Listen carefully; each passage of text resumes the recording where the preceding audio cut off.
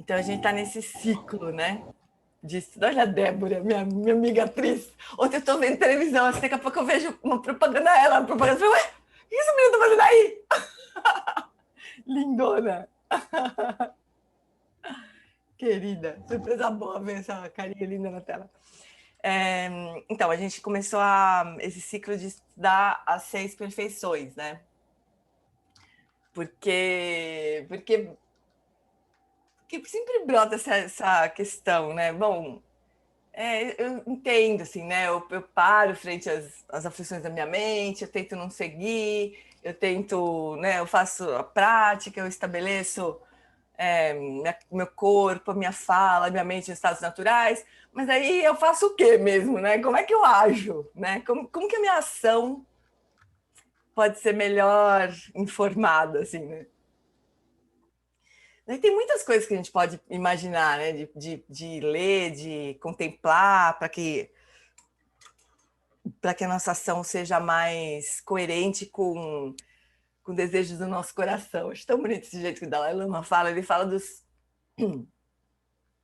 dos preceitos, né, budistas, assim. A Tenzin Palmo também acho que fala isso. Que são essas orientações da conduta, né? Não como uma forma de mandamentos, assim, ou de faça ou não faça, né? Mas como uma forma de a gente agir de acordo com o desejo do nosso coração, né? Porque se você deseja, de fato, estar no caminho, atingir a iluminação, ou a liberação do sofrimento, e ajudar as pessoas, e ser compassiva, e ser, né? Se você de fato deseja isso, né? Então a orientação de conduta é só uma forma de te ajudar a conseguir fazer isso, né? Não é um mandamento, né? Faça, você haja assim, haja assado, não é assim, né? Mas como a gente estava estudando, né? A gente viu que esse desejo de atingir, de avançar no caminho, né? Essa motivação, a motivação mais elevada é essa, né? De a gente atingir a iluminação, para a gente poder, de fato, ajudar os seres, né? Sem se atrapalhar no meio do caminho, né? Essa é uma motivação maior de quem está em qualquer caminho espiritual, na verdade. Pode ter outros nomes, assim, mas é né, a motivação de qualquer caminho. Daí a gente estava, na semana passada, a gente estava discutindo isso, né? Que tem uma parte dessa motivação que é uma aspiração. Então, a bodhicitta da aspiração. Então, são as 4 qualidades, né? De amor, compaixão, alegria empática e equanimidade. E agora as paramitas, as perfeições, são as 6 são as 6 perfeições, são a bodhicitta de engajamento, que é justo assim, como é que eu ajo de acordo com isso agora, né? Como é que a minha ação pode ser orientada? E daí a gente estava também, semana passada, lembrando que o Alan Wallace no ensinamento que ele deu, não lembro bem onde, um desses 1.400 que ele anda dando também na internet, né? Ele estava explicando o sentido de paramita, né? Que todo mundo traduz como perfeições, mas que o sentido da palavra é transcendência, são qualidades que transcendem, né? A gente pode se perguntar, mas transcende o que mesmo, né? Não, tá bom, é uma qualidade que transcende, mas o que é essa transcendência, né?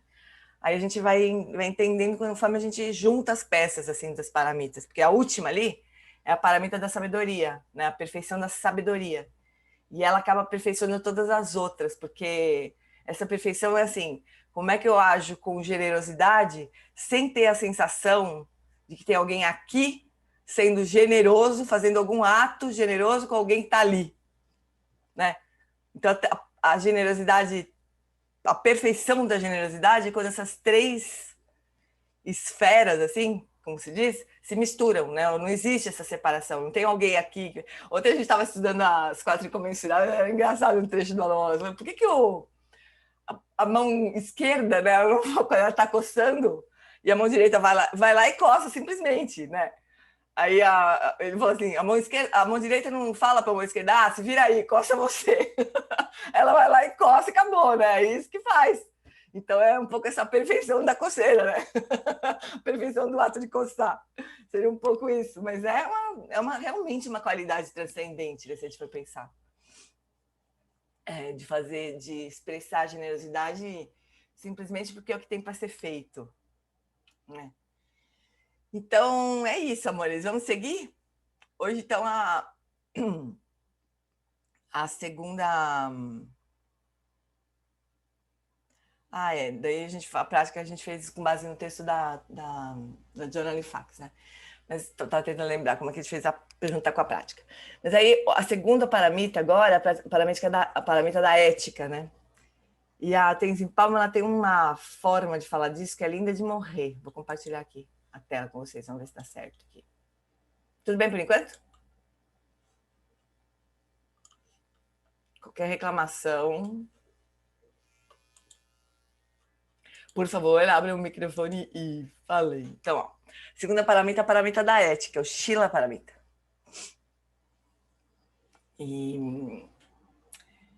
E ética, né? A Shila significa ética ou conduta moral. No Buda Dharma, a conduta moral se baseia no princípio da inofensividade, de não ferir a si mesmo ou aos outros, né?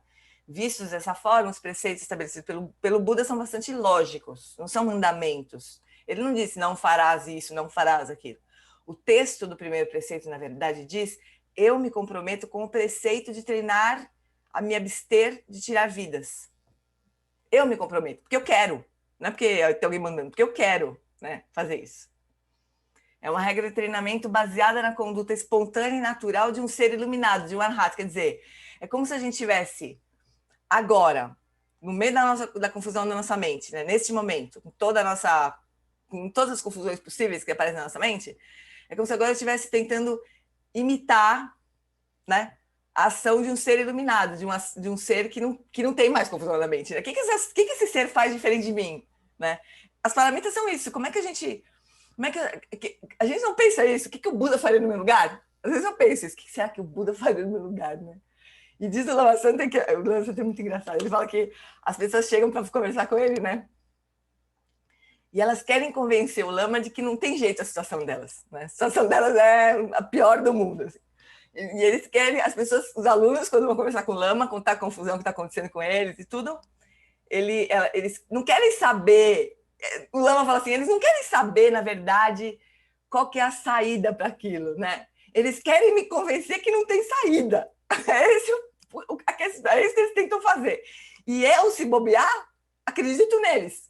Então, diz que ele fica rezando mal, assim, enquanto o aluno está falando, ele só fica rezando para tentar descobrir como é que ele vai fazer para achar um furo naquela conversa lá, para onde ele pode entrar e puxar o aluno de lá de dentro, né? Mas a pergunta melhor seria essa, né? Como é que o Buda agiria no meu lugar? Essa é uma boa pergunta, né? Para a gente não se atrapalhar mais. Mas geralmente não é isso que a gente faz. A gente se convence, né, de que a nossa situação... Olha, o Buda, no tempo dele, podia ser que na vida dele ele conseguisse fazer alguma coisa. Mas na minha, neste momento, 2021, com pandemia, com esse presidente... Não, o Buda não faria nada melhor que eu, a gente pode pensar, né? Só que não, óbvio, né? Então... É isso, gente. Como é que um arhat age? Né? O arhat é um ser... na verdade, ele não é um ser iluminado. Deveria ser assim, de um ser iluminado ou de um arhat, talvez, é do seu direita, né? Porque o arhat, ele é o praticante que chegou no fim do caminho... do caminho do Hinayana, né? Do caminho que busca o nirvana, busca só a liberação, busca a liberação do sofrimento, que já é uma grande coisa. Mas o Buda, ele não está lá no nirvana desfrutando na ilha de caras dos Budas, né? dos arhats. Ele não está lá só curtindo a vida né? E o samsara que se dane, né? O Buda, ele está no samsara, tentando ajudar as pessoas, assim, né? Ele não está recolhido no nirvana.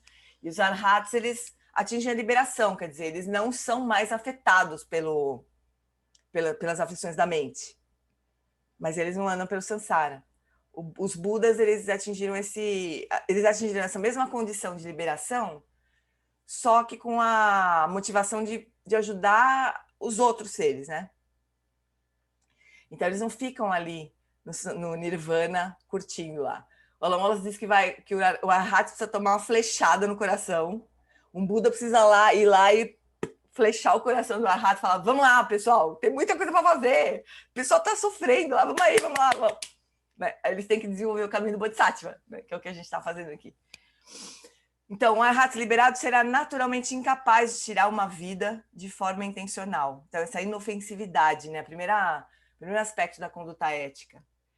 Então, nós tentamos modelar a nossa conduta com base na conduta natural de um ser liberado, porque se quisermos construir a nossa casa, se quisermos construir o nosso templo espiritual, é bom não nos concentrarmos apenas no telhado dourado e nas paredes com afrescos. Precisamos de começar estabelecendo uma fundação forte e profunda. Qualquer construção com uma fundação fraca irá ruir e desmoronar rapidamente, né? A nossa ética vai até a segunda página só, né? Se não tiver uma fundação forte.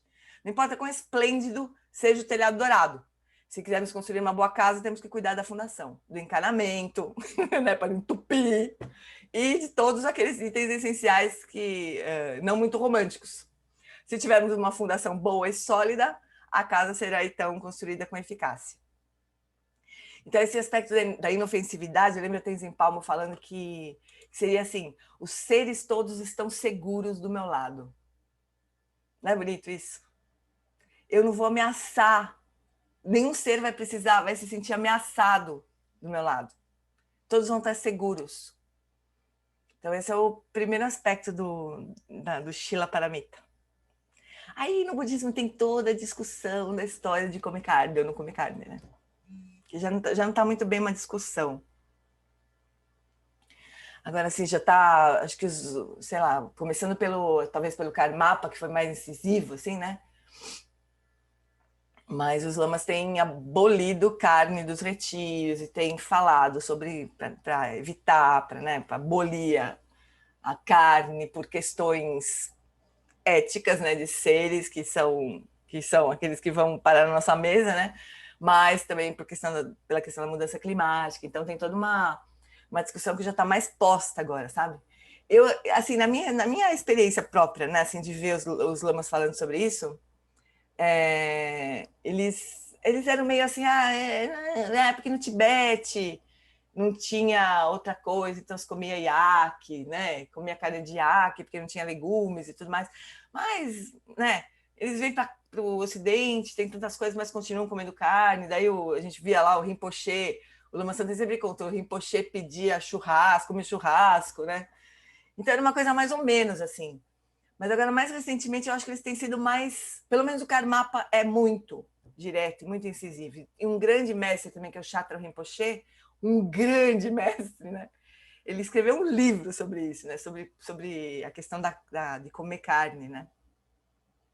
O Karmapa fez toda uma transformação nos monastérios dele, né? Para ser, não só para não comer, para as pessoas não comerem carne, mas também para reduzir a emissão de carbono, né? Ter todo um tratamento nos monastérios do Karmapa, né? De pegada de carbono, super bonito. Teve um evento que a gente traduziu, participou, que foi uma loucura, porque foi um dia inteirinho de mulher falando, assim, uma mulherada falando, né? Chamava Ação Lúcida, a Jorane Fax que promoveu, não sei se alguém aqui participou, mas tinha lembra, Juju? Tinha uma tibetana, que é do Sikkim, na verdade, que foi contratada pelo Karmapa para fazer essa transformação toda nos monastérios dele, sabe? De não comer carne. E ela falava assim, engraçado, né? Eu venho do Sikkim, que é uma região super maravilhosa da Índia, ela não é tibetana, ela é indiana, na verdade, né? Mas do Sikkim, que é uma região diferente. Era um outro país, na verdade, né? Foi incorporado pela Índia, mas era o país do Sikkim mesmo.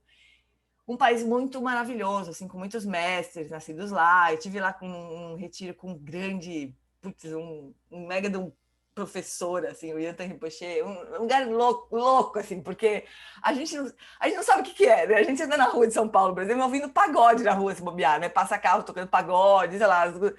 Lá você anda pelas ruas e você escuta o som dos monastérios, dos pujas, das práticas, dos monges dos monastérios no meio da rua, assim, né? Então você ouve o som do Dharma o tempo todo, assim, é um negócio muito louco, assim, muito diferente para a gente, né? Porque é como se tudo naquele lugar te levasse a lembrar do Dharma, né? os lugares, sei lá, passa. A gente aqui, muito raramente, a gente passa num lugar e vê bandeirinha de oração nas casas. Mas quando a gente, para os budistas, né? Quando a gente passa num lugar e vê uma bandeirinha de oração, a gente, ui, que legal, olha, tem um budista, né? Tem um budista tibetano. As coisas vão, não porque você quer achar as pessoas da tua turma, não é isso. Mas porque te lembra da sua própria tradição espiritual e tudo mais. Nesse lugar, tudo te lembra da tradição espiritual. O som que você escuta na rua, não o tempo inteiro, né? Mas nos horários de puja, vocês têm essas transmissões nos postes, assim. Templo para tudo que é lugar, quer dizer, é muito lindo, né? É uma outra coisa, assim. Essa menina vem do Sikkim. Aí ela falou que ela tinha naturalmente, assim, pela tradição, pela família, tudo mais, ela tinha um voto de não comer carne, né? Ela queria não comer carne, mas ela não conseguia. Ela escorregava toda hora, assim. Ela fazia, eu vou parar de comer carne, vou parar de comer carne. Daqui a pouco aparecia uma carne linda na frente dela, ela ia lá e bumba, e comia, né? Ela escorregava toda hora. Aí disse que ela foi num encontro com o Karmapa, e o Karmapa começou a falar sobre isso, de uma forma que só ele sabe fazer, né? Super linda e tal. E ela, aí ele falou assim: quem gostaria aqui de renovar o voto do paramita da ética e de não comer carne, sei lá. E disse que ela pulou, não sei o quê. E aí, daquele dia que ela fez aquele voto com o Karmapa, ela nunca mais comeu carne, nunca mais teve problema com isso, né? Não ficou nem nessa questão, será que que vontade, mas não sei o quê. Acabou. E aí, para completar, ela acabou sendo contratada pelo Karmapa para, não sei bem como que foi essa história, mas para estabelecer essas,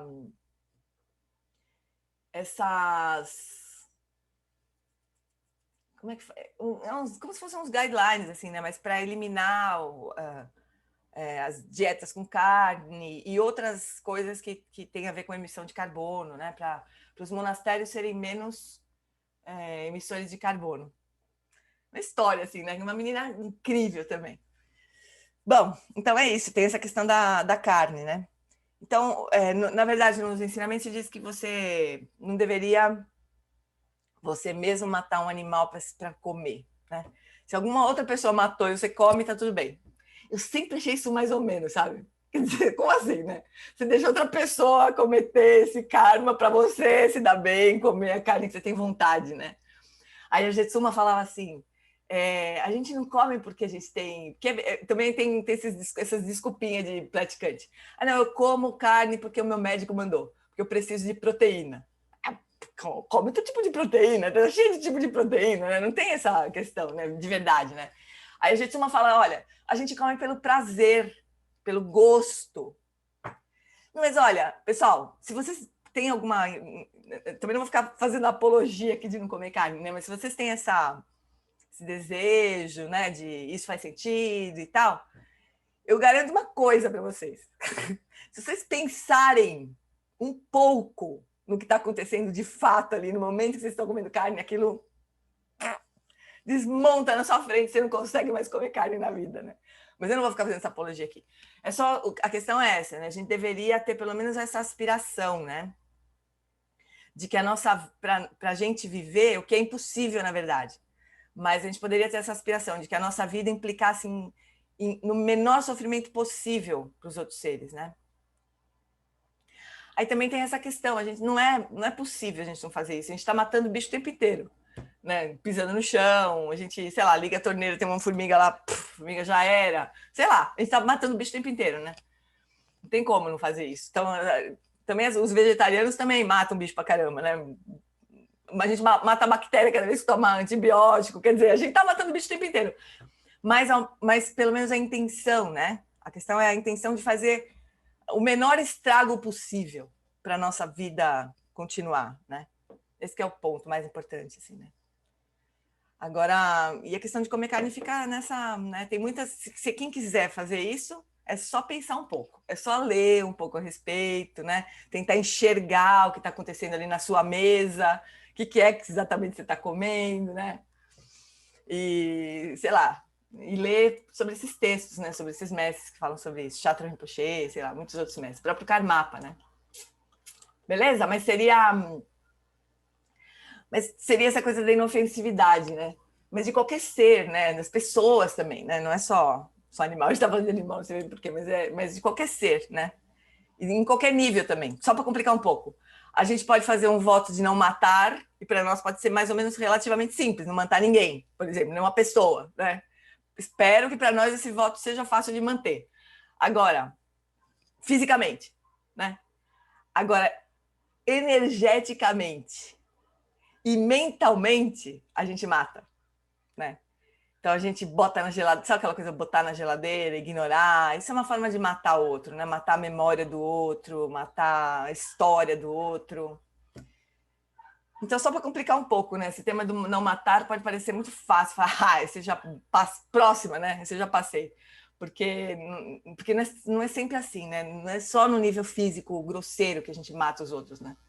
A Débora falou que bom que você comentou isso, porque sou vegetariana e desde que eu me aproximei do budismo sempre me perguntei sobre essa questão. Pois é, Débora, você vai ver um monte de budista comendo carne, né? Você vai, como assim, né? Que esses budistas comem carne. Porque é um tema ainda... Porque justamente é isso, né? Não é um mandamento, né? O budismo não trabalha com isso, com essa questão, não coma, não faça, não... Porque não funciona isso, na verdade, né? É uma... Eu acho que é um trabalho mais interno mesmo, de tomar consciência da implicação, do que de fato está acontecendo, né? E brotar essa consciência, né? De que, puxa vida, pode ser que tem outros jeitos de eu viver sem precisar os bichos morrerem do jeito que eles morrem, né? Além de tudo, do jeito que eles morrem, né? Então, é uma questão de consciência, assim. Mas a gente estranha, né? Fala, poxa, como é que, né? Como é que os budistas... Tem uma amiga que fala, gente, eu não consigo entender. E a gente vai em retiros, né? Onde tem carne pra, no almoço, assim, né? Eu acho muito estranho mesmo. Mas eu passei muito tempo ainda sendo budista e ainda comendo carne. Apesar de eu não ser, nunca ter sido muito afim, assim. Mas eu passei, porque na minha casa todo mundo come carne, onde eu vou ter carne, aquelas coisas assim, que você vai indo. Mas tem uma hora que, se você olhar direito, não dá mais, né? Mas é isso.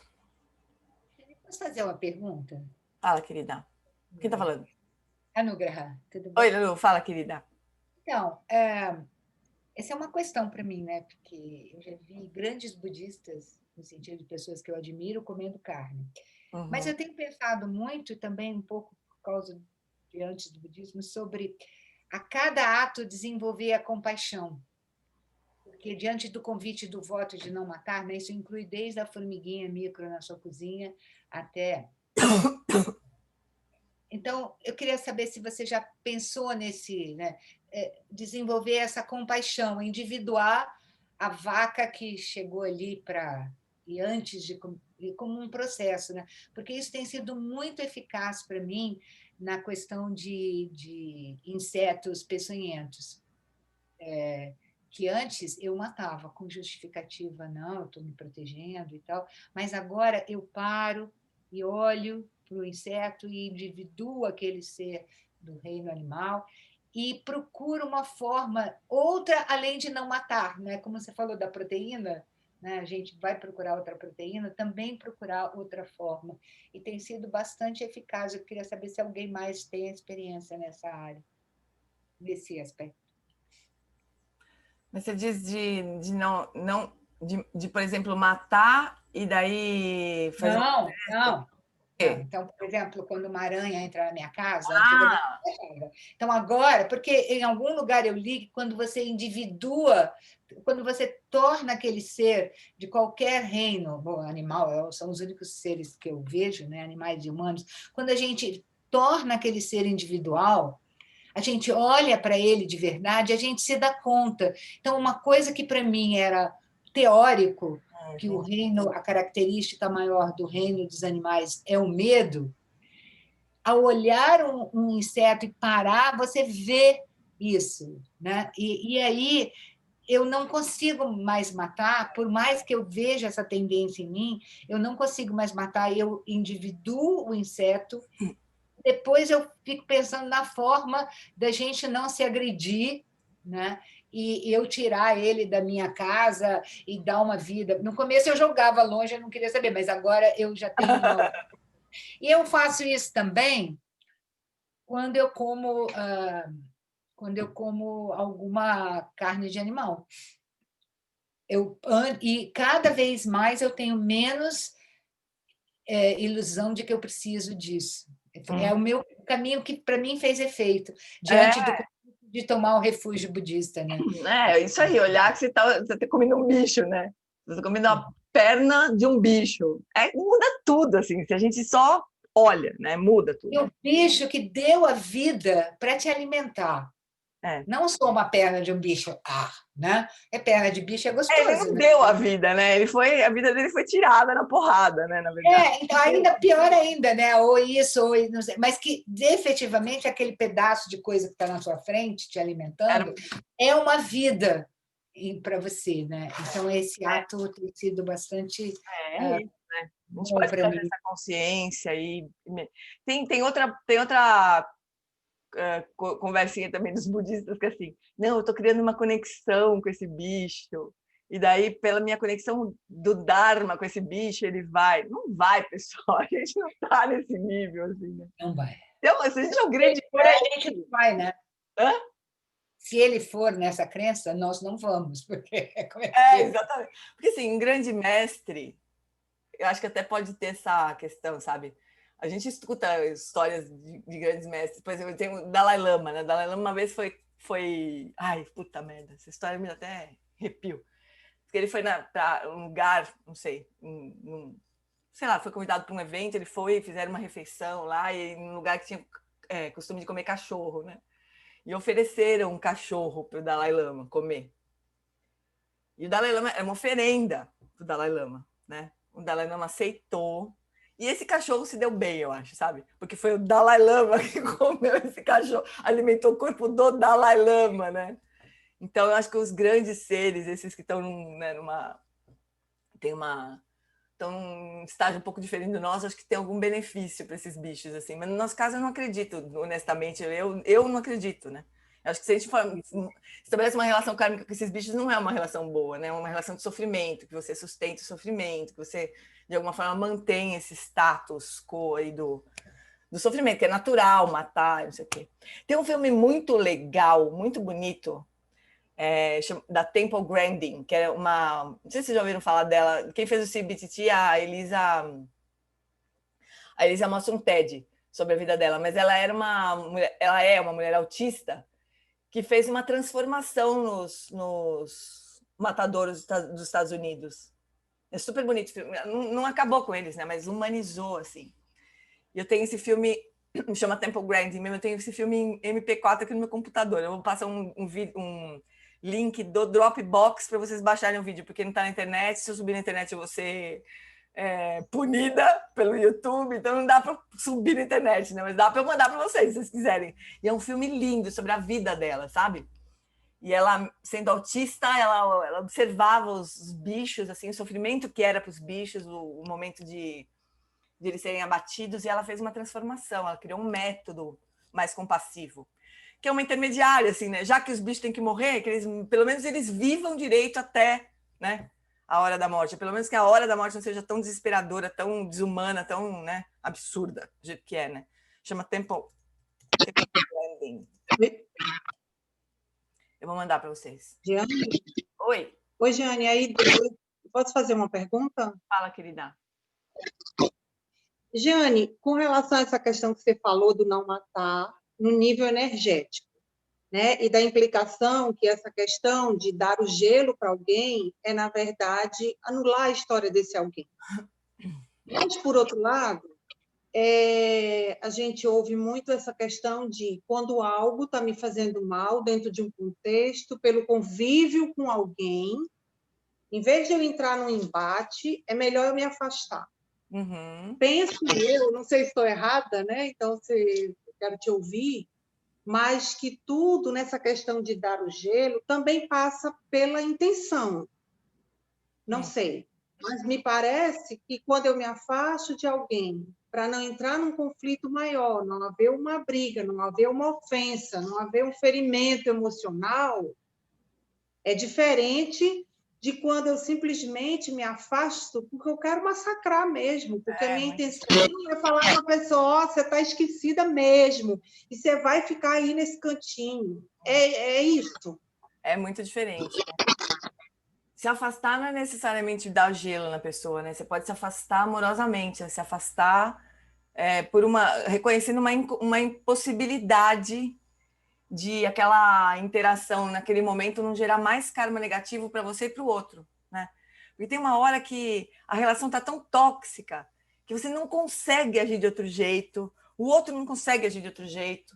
Isso vai só atrapalhando. Uma vez eu fiz essa pergunta para o Lama Santen, sabe? Bem no comecinho, quando eu cheguei no budismo, assim, eu comecei a ver, que bonito, né? Amor, compaixão, todo mundo bem, feliz, aqui. Lama, quando é que os casais budistas se separam, afinal de contas? Né? Porque era para não se separar, né? Se tudo corresse bem, se todo mundo conseguisse ser budista de verdade, ninguém nunca se separava, né? Mas não é assim, né? Quem já passou por Viamão vê que não é bem assim a coisa lá. É rápida a coisa em Viamão, né? As pessoas se separam rapidamente, assim. E aí o Lama falou isso para mim, ele falou que é isso, que tem momentos que a relação chega num ponto e que seguir junto só vai gerar mais confusão, mais marcas negativas na mente dos dois, né? E esse é um momento para você se afastar. Mas o se afastar, né, pode ser matando a pessoa energeticamente, rasgando foto, cancelando, né, a pessoa, excluindo do Facebook, excluindo do Instagram, e nunca mais quero saber, eu quero que se dane essa pessoa.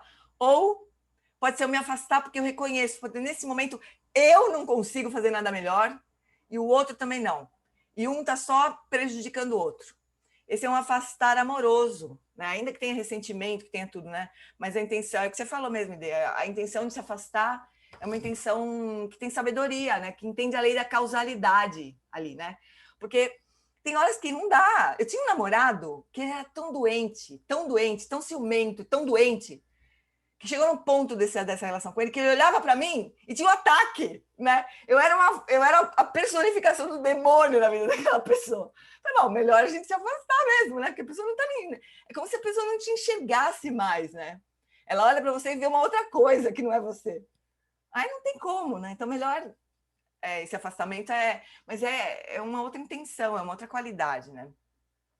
A gente sabe bem o que é botar a pessoa no gelo. Não sei se vocês assistiram o filme do Darim. Eu acho que era não sei o que lá dos seus olhos, a luz dos seus olhos. Alguém me ajuda aí o nome do filme? É uma coisa assim, pela luz dos seus olhos. Fala aí, Debs. Segredo dos seus olhos. Segredo dos seus olhos, exatamente. O fim desse filme, vou dar um spoiler, não é o fim, tem um ponto do filme lá, que tem uma pessoa presa, não vou dar spoiler para vocês, mas tem uma pessoa presa, e ela está presa há muito tempo. Ela tinha feito, foi uma meio que justiça com as próprias mãos, assim, ela estava presa há muito tempo. E a pessoa presa, ela fala, quando o Darim descobre, né, quando se descobre que a pessoa estava presa, ele fala assim, ele nem olha para mim, ele não fala comigo, pede para ele falar comigo, a pessoa fala. Olha, me arrepio só de me lembrar. Quer dizer, a pessoa não só ficou presa fisicamente, como ela foi ignorada, como se ela não existisse durante muitos anos. E isso é o que ele pede para ele falar comigo. Me dá vontade de chorar só de me lembrar. E era um desgraçado do cara que tinha aprontado muito. Mas na hora naquele filme dá uma dor no coração. Você fala, nossa, é pior do que matar isso, né? É você manter a pessoa presa e ignorada. É muito, muito impressionante. Se vocês puderem assistir, é um filme que deve estar em algum lugar disponível, O Segredo dos Seus Olhos. É lindo o filme, né? Porque, primeiro, que é o Darim, né? Segundo, que o filme é lindo. E tem esse tema aí. Dá uma olhada nessa cena, assim, como é que é a dor de uma pessoa que foi assassinada em vida, né? Que foi o que aconteceu com ele, assim. Pior que pena de morte, né? Não sei se é pior, mas não é pior. Tô brincando, não é pior. Mas é muito triste, né? Obrigada, Jeane. Mas eu tinha uma dúvida muito, não, ainda tenho, dúvida grande com relação a isso. E não só... O Lama Santen fala assim, ó, a gente se afasta, mas a gente não desiste do outro, sabe? É como se... Pois é, ó, dentro dessa questão, não só referente às relações amorosas, afetivas, mas no momento que nós estamos vivendo agora, com essas questões políticas né? do nosso país pipocando, tem hora que faz muito mal ouvir certas coisas, entende? Então, assim, isso é uma coisa que tem me perturbado muito. Por isso eu perguntei. Obrigada, viu? Com relação a isso, né, essa questão da polarização e como que a gente faz para preservar as relações, né, nesse momento, tudo, é uma boa coisa talvez chegar num acordo de não se falar sobre isso, né? Na minha família rolou isso uma vez, assim, um pouco antes da eleição, da primeira eleição de presidente, minha família estava completamente dividida. Assim. Não minha família, meu núcleo aqui na minha casa, felizmente não, porque eu acho que alguém já tinha saído voando pela janela, assim, né? Assim, na mesma casa, assim, é meio complicado, eu acho.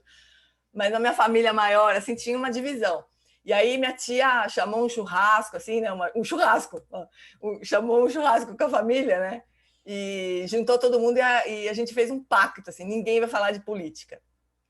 E foi bonito de ver, sabe? Porque as pessoas respeitaram isso. E foi um encontro super bonito. Foi o último encontro do meu pai com a minha família, para vocês terem uma ideia assim, de como foi importante, né? Em seguida ele faleceu, quer dizer, aquele encontro foi maravilhoso para o meu pai. Ele estava afastado da família fazia um tempo, assim, então ele foi meio que um reencontro com a família, né? E foi bonito porque todo mundo respeitou. E podia ter sido um inferno, e não foi, né? Porque simplesmente todo mundo fez esse acordo e respeitou. Ninguém ia sair de lá virando voto, né? Naquela época. Então foi uma atitude, eu achei, assim, compassiva mesmo, sabe? De cuidado uns com os outros, né? Para preservar a relação familiar, apesar da polarização, apesar de toda essa desgraceira que estava rolando, né? Tinha laços fortes ali que foram preservados, né? Achei, para o meu pai foi muito importante, assim, para mim também, por tabela, assim, né? Então, acho que é uma possibilidade também, né? A gente se cuidar, mas quando não dá, às vezes a melhor coisa é afastar mesmo, né? Mas afastar com o coração aberto, né? Não fechar o coração e botar a pessoa para fora. Aliás, botar a pessoa para fora e fechar a porta do coração, né? Mas deixar aberto, entender um aspecto maior, né?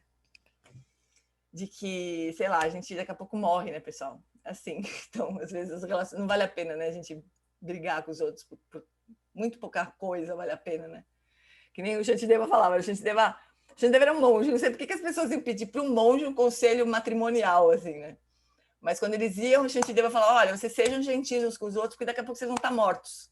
Era o conselho que ele dava. Mandava uma real, assim, na testa das pessoas, né? Não é bom, pessoal, pedir conselho para budista, para lama budista não é uma boa coisa, porque você sai sempre com um tapão na orelha e um beijinho. É sempre assim, você toma um tapão na orelha e um beijinho. O Lama Santa é assim, ele dá um beijinho. Mas o tapão na orelha vai também, né? É muito... Porque, né, tem esse choque, assim, vocês vão morrer. Fato, né? A gente vai morrer. Será que vale a pena? Se esse fosse o último dia mesmo nosso, né? Será que valeria a pena? Aliás, Carol, tô assistindo Além da Vida lá. Vida depois da morte, não lembro como chama. A série lá que você... Depois da morte, como que chama? Depois da vida? Além da vida? Afterlife. Afterlife, em inglês, Afterlife. Muito interessante esse seriado também. Então tá bom, chuchus. Vamos dar mais uma andadinha aqui? Esse aspecto de ética é muito interessante, né? Porque ele é muito cheio de detalhes, assim, né, na nossa vida. E é legal a gente observar isso, né? Que tipo de... como é... De novo, assim, é uma coisa interna, né? Também. Como no primeiro paramita, que era da generosidade, né? A gente discutiu que a nossa mente que o nosso coração possa estar aberto, generoso, né? É uma postura interna, não é necessariamente sair fazendo coisas, nem generosas, nem éticas, né? Não necessariamente isso, mas é uma atitude interna, né? Então, essa coisa da inofensividade, assim, o quanto que internamente a gente está tendo essa atitude mesmo frente aos outros, né? De não ferir, nem com palavra, nem com todo mundo, nem com palavra, nem com ação, né? Esse aspecto da inofensividade, não causar mal para o outro, não arrastar a mente dos outros para os infernos, ou para, sabe, não perturbar a mente do outro e arrastar para um lugar negativo. Uma vez, acho que eu já contei para vocês, uma vez eu estava dirigindo, né? E tinha uma mulher atrás de mim, focinha, e ela podia passar pelo lado, né? Mas sabe aquelas pessoas que estão a fim de...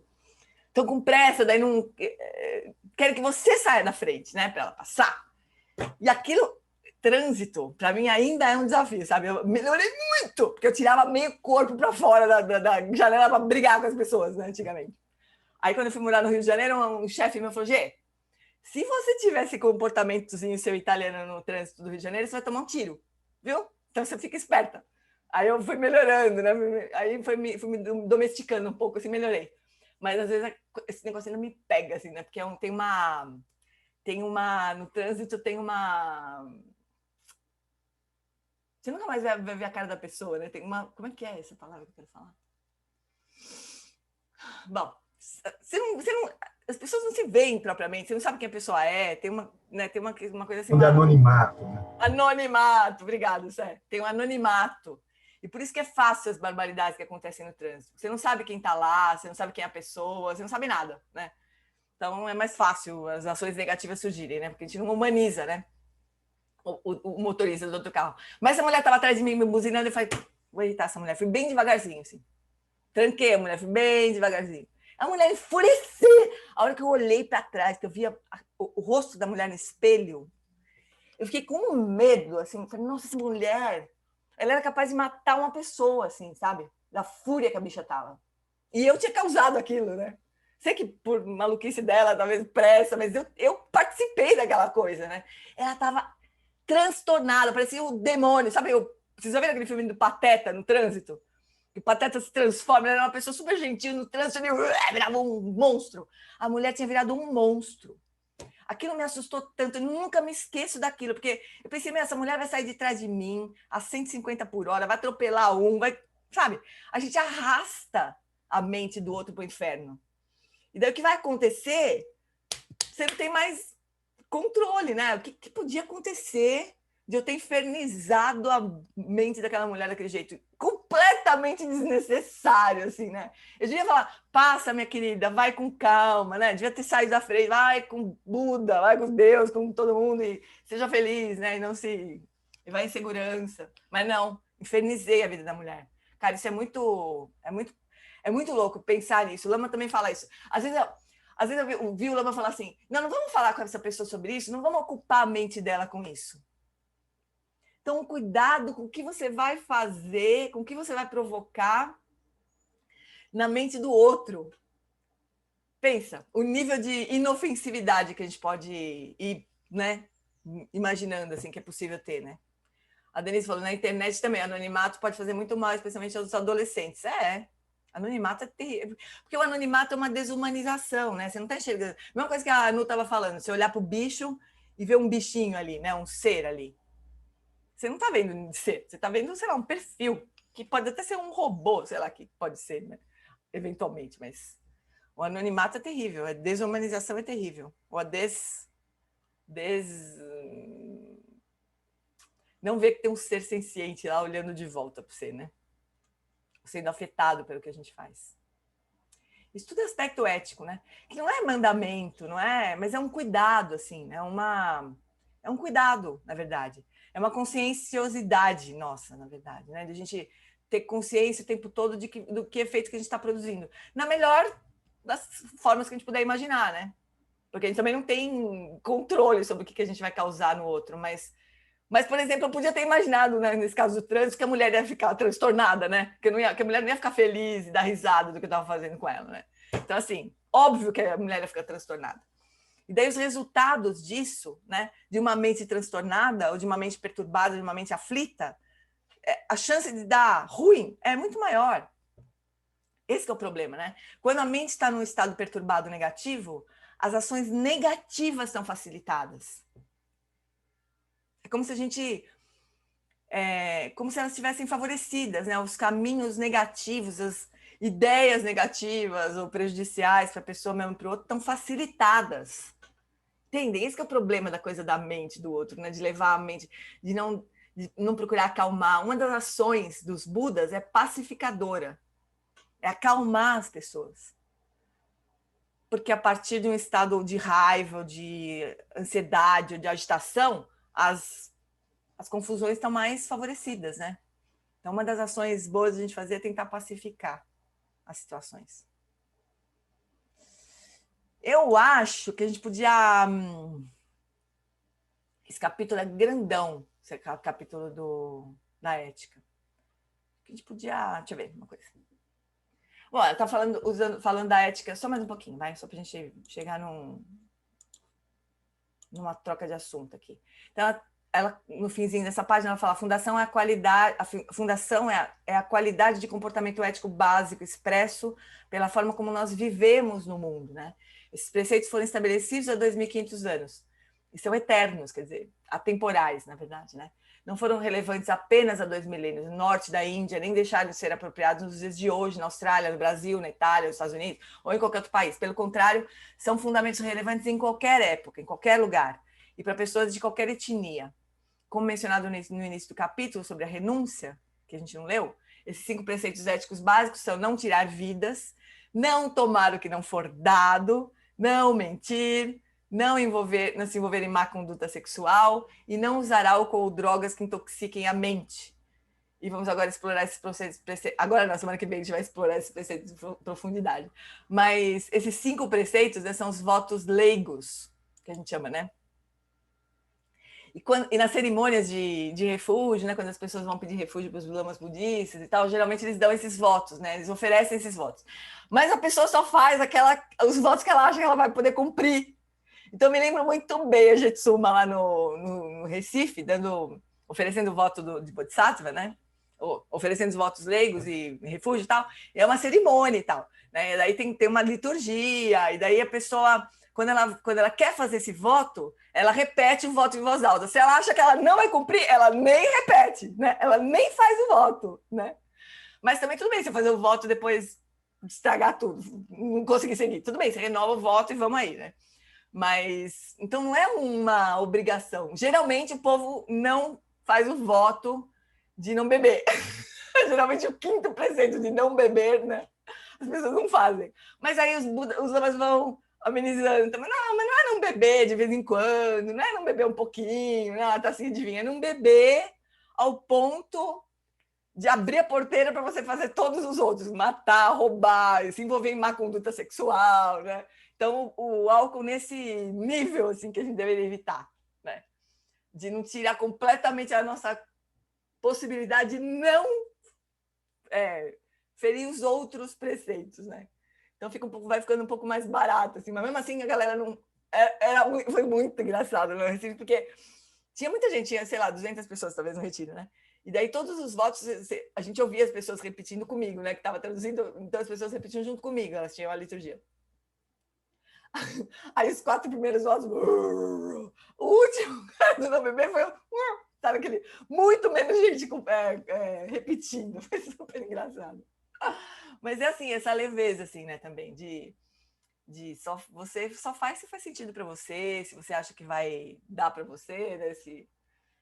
É bonito também de ver esse jeito, né, que as pessoas fazem os votos. É um voto mesmo, né? Não é obrigação. E daí também quebrou o voto. Não é pegar o chicotinho e falar, putz, quebrei o voto. Será que eu vou dar conta de fazer? Por que eu quebrei? Será que eu consigo mesmo segurar essa onda? Acho que não nesse momento, então nem refaço. Se você falar, não, quebrei, mas foi um escorregado, assim, né? Putz, não foi uma escorregada. Eu não pretendo fazer isso de novo. Refaz o voto e segue, né? Não tem culpa, não tem nada, é outra visão mesmo. É realmente uma orientação, né? Se a gente seguir esses preceitos, a nossa mente vai ficar menos perturbada. Esse é o ponto, né? A gente vai se perturbar menos, vai causar menos perturbação. Como sempre, os ensinamentos budistas têm esse propósito, né, de treinamento da nossa mente, de pacificação da nossa mente. Os preceitos estão aí para isso, né? Para diminuir a chance de a gente se perturbar, de perturbar nossa mente, né? É um pouco assim. Beleza, Fufuras? Então a gente podia observar, né, na nossa semana seguinte aí, como é que isso é para nós, nessa questão de inofensividade da nossa mente. Que momentos que surge essa vontade de de dar um beliscão no outro, né? Dar uma cutucada no outro, né? Surge-se, às vezes, né? Essa coisa. Ai, agora eu vou dar um pedala nessa pessoa, né? Surge direto isso, né? Quando surge, a gente poderia lembrar. Ai, vou deixar passar isso. Deixa passar aquela vontade de socar, de furar o olho do outro. E daí ver o que tem de melhor para fazer, se tem alguma coisa melhor para fazer no lugar daquilo, né? Beleza, Chuchus? Vamos fazer uma prática para a gente encerrar? Gê. Sou eu. Ô, Gê, e Oi. quando tu tem essa atitude, tu deixa para lá, e aí passa um tempo e a pessoa vem de novo e de novo, sabe? Parece que aí tu virou... Tu conquistou um algoz, assim, aquela lá, vai, eu vou lá. Não é... O que eu quis dizer que não deixar passar é a vontade de furar o olho do outro, né? É isso que eu tô querendo. Sim. Mas você pode muito bem deixar aquilo se acalmar um pouco, né? Consultar o teu coração, assim, um pouco mais calma. O que eu poderia dizer para essa pessoa para ela entender o que está acontecendo, para ela entender que ela está pisando no meu pé, que ela está me magoando, né? Como é que eu posso falar com essa pessoa de uma forma que ela entenda? Porque a gente explode, a gente tem, e acontece, vai acontecer muitas vezes ainda na nossa vida, com certeza, né? A gente tem essas atitudes que estão movidas pela raiva ou sei lá, por qualquer coisa, por medo, às vezes, né? Mas quando a gente quando a gente acusa o outro, agride ou ataca o outro, é óbvio que o outro vai se defender, né?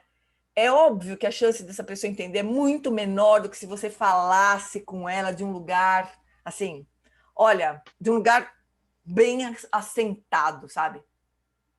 E aí, se a pessoa se a pessoa continua... A pessoa é assim. Hã? Já quando assim já foi falado com a pessoa, o tutor da pessoa já falou com a pessoa, e ela simplesmente é assim, ela sai atacando a tudo. Então, ela não é assim, ela não pode ser assim, né? Então, é o caso de se afastar, né, o que a gente estava conversando com a Aide. Se não tem jeito, talvez uma forma de a pessoa entender seja dando uma trancada nela. Mas o ponto não é o que... o ponto nunca é diretamente a atitude que a gente vai tomar, sabe? É de onde a gente vai tomar essa atitude. Não importa muito a atitude. Quer dizer, importa, né? Mas importa de onde a gente toma a atitude, sabe? Eu tô falando em termos ideais, né, Dê? Oi? A motivação faz diferença. A motivação. E, de fato, não só a motivação superficial. Não uma motivação que está teoricamente correta, mas vindo de um lugar de raiva, de ressentimento, sabe? De... né? Vou me vingar. De que lugar que você está vendo mesmo, sabe? Essa pessoa... Porque, assim, a gente tinha um caso também no grupo aqui. Tinha uma pessoa que vivia aprontando com todo mundo, né? E eu tinha muita raiva, ficava com muita raiva, não tinha paciência, não queria mais ouvir, sabe? Assim, falar, não aguento mais, a pessoa falando dela o tempo inteiro, não aguentava mais. E eu não sabia o que fazer, né? Aí uma outra amiga da Sanga falou, olha, pensa, se a pessoa continuar agindo assim com todo mundo, ela vai acabar sozinha. Isso não é terrível, assim? As pessoas acabam se afastando, né? Ninguém não aguenta. Pessoa que fica esbatendo em todo mundo. A pessoa acaba sozinha. Isso é uma tristeza para a pessoa. Então, se você enxerga assim, pode ser que você tenha uma outra atitude. Você pode ter até uma ideia de falar com essa pessoa de um jeito que funcione, que nunca funcionou. Mas nunca funcionou. De todo jeito que você tenta falar, briga, etc. Mas, talvez, se você estiver de verdade nesse lugar, enxergando aquilo como um sofrimento, né, para o outro, pelo menos futuro, talvez você tenha uma ideia que funcione. E talvez não também, tudo bem, né? Nós vamos tentando, assim. Mas o ponto é o lugar interno de onde a gente fala, né? A gente cada vez mais tentando se relacionar a partir de um lugar mais compassivo, mais amoroso, mais calmo, né? E talvez a pessoa precise de tomar uma tranca da vida para aprender, às vezes. Às vezes não vai ser alguma coisa que alguém fale. Às vezes vai ser... Mas também um outro ponto é não congelar, né, Dê? O outro, nesse lugar, né? Não fala assim, a pessoa é assim. Oi? Tô tentando. Eu sei, mas é muito importante isso, né?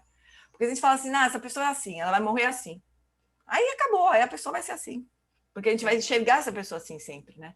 Se a pessoa mudar, a gente nem vai enxergar. porque a gente já decidiu que vai ser assim para sempre, né?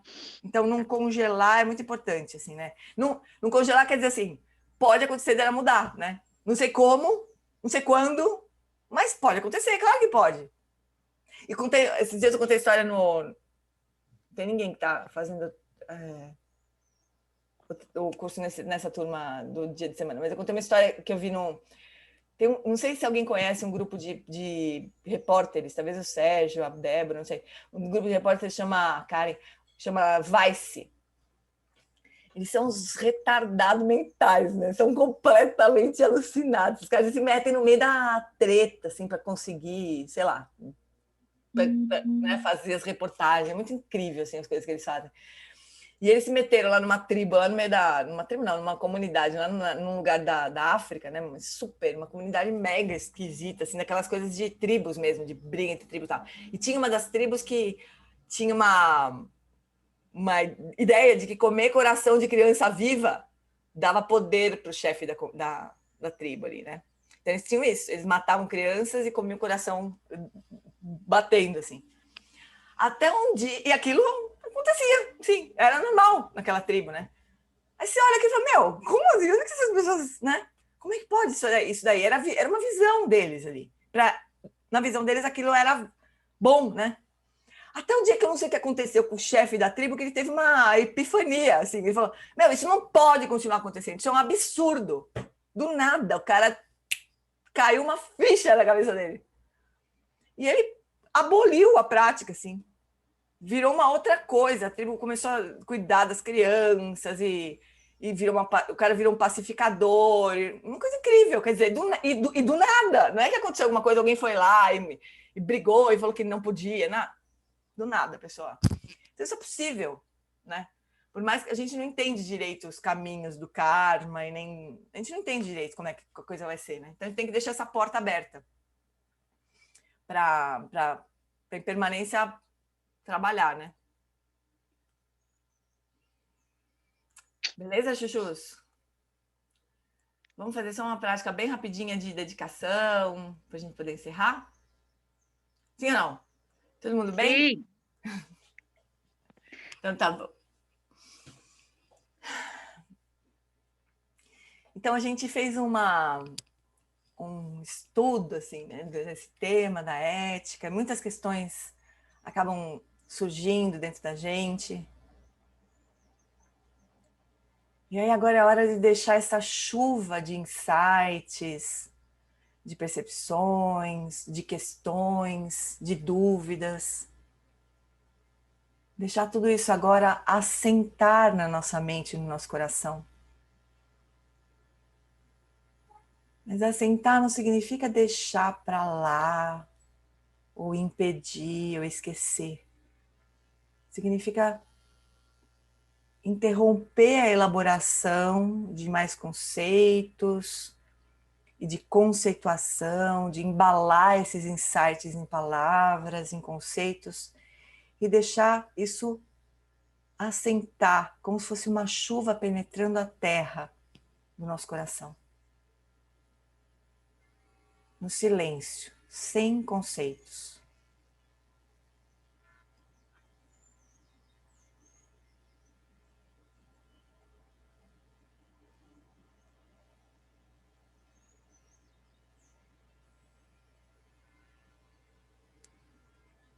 Existem compreensões que estão além dos conceitos. E quando a gente tenta colocar tudo em palavras, a gente pode perder um pouco do sentido.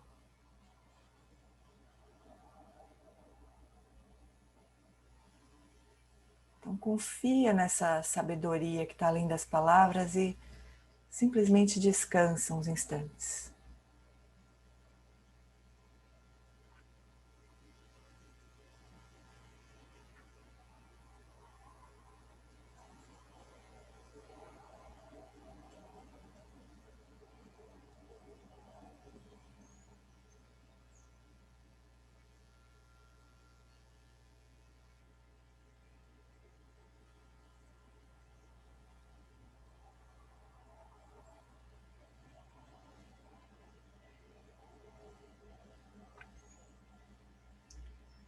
E deixa o corpo ir relaxando também.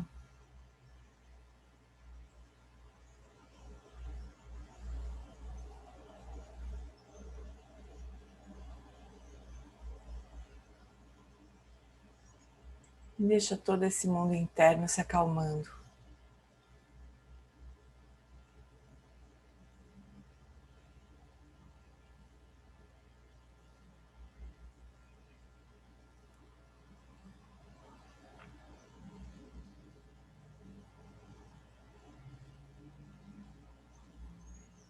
E antes de encerrar e a gente se levantar para ir para o nosso dia, para a nossa vida, a gente pode fazer essa prece, ou cultivar essa aspiração de que qualquer compreensão, ou qualquer insight, ou qualquer desejo, ainda que seja se aprofundar mais, qualquer coisa positiva que tenha brotado nesse nosso encontro, possa de verdade produzir uma transformação em nós. Possa impactar de alguma maneira nós mesmos e os outros, de uma maneira positiva.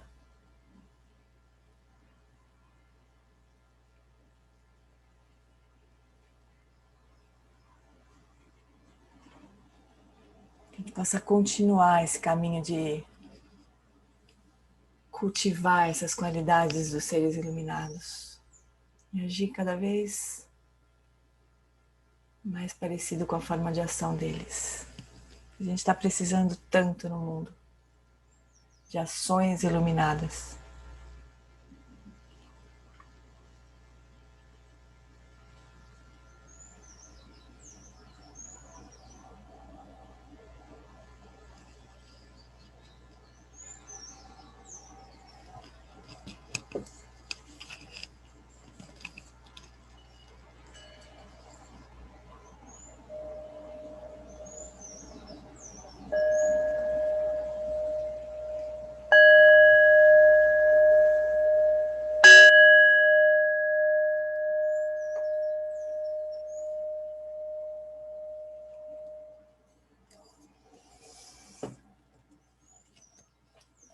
Muito bem, amores. Vocês estão bem? Vocês estão... O que vocês estão achando? Ele deu uma mudada assim no nosso... Não sei, no nosso encontro. Assim, vocês estão curtindo? Vocês acham que devia ter mais prática só? Como que vocês acham que estão indo? Eu gosto dessa troca de ideias, a gente vai trocando visões. Eu gostei desse formato. A gente tem outros grupos mais voltados para práticas, né? Uhum. Se bem que o nome do grupo é Praticando Juntos, mas aí não sei. É uma prática também, né? Uma prática de contemplação, né? É verdade. Termos, assim. Agora, essa parte final é muito importante também, né? É bonita essa... É um método, na verdade, né? De pensar, contemplar e repousar ou meditar, né? Mas essa parte final de deixar tudo assentar, sem elaborar mais e sem tentar empacotar a compreensão, tudo que aconteceu, mesmo que a gente não tenha muita consciência, mas sem tentar empacotar em palavras, em conceitos e deixar isso assentar, isso é uma prática poderosa. É verdade. Né? Porque surgem, junto com as discussões, surgem coisas que a gente consegue colocar em palavras e coisas que a gente não consegue. O que não quer dizer que não tem um efeito sobre nós, né? As coisas que a gente não consegue colocar em palavras.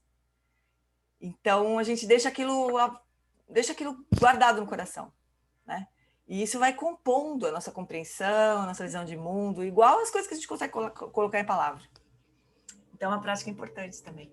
Vou tentar dar uma fortalecidazinha na prática, assim, né? Mas todo mundo tá falando que tá gostando, então vamos indo. Quando vocês não quiserem mais, me avisam, a gente muda, faz outra coisa, a gente vai indo, né? Tá bom? Tá bom. Então, beijos, amores. Acho importante também a gente estar aberto, né? Se fixar num modelo, tipo né? Só, num modelo Bom só. dia, obrigada, Gê. Obrigada, Gê. Tenha um bom dia. Grata, querida. Gratidão. Amores. Obrigada, Gê. Obrigada. Tchau, tchau. Obrigada. Tchau. Bom dia.